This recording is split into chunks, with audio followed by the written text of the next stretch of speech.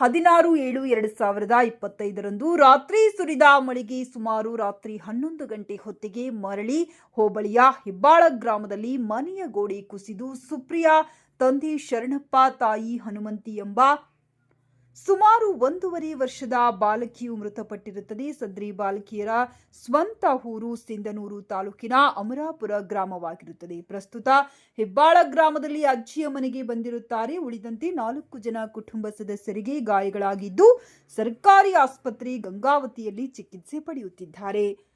ಸದ್ರಿ ಘಟನಾ ಸ್ಥಳಕ್ಕೆ ಮಾನ್ಯ ತಹಶೀಲ್ದಾರರು ಗಂಗಾವತಿಯವರು ಭೇಟಿ ನೀಡಿ ಪರಿಶೀಲಿಸಿ ಮೃತ ಬಾಲಕಿಯ ಕುಟುಂಬಕ್ಕೆ ಸಾಂತ್ವನ ನೀಡಿ ವಿಪತ್ತು ನಿರ್ವಹಣಾ ಅಡಿಯಲ್ಲಿ ಸರ್ಕಾರದಿಂದ ಬರುವ ಪರಿಹಾರ ಮೊತ್ತವನ್ನ 5 ಲಕ್ಷ ನೇರವಾಗಿ ಬ್ಯಾಂಕ್ ಖಾತೆಗೆ ಮೃತ ಬಾಲಕಿಯ ಕುಟುಂಬದವರಿಗೆ ಇಂದೇ ಜಮೆ ಮಾಡುವಲ್ಲಿ ಕ್ರಮ ವಹಿಸಲಾಗಿರುತ್ತದೆ.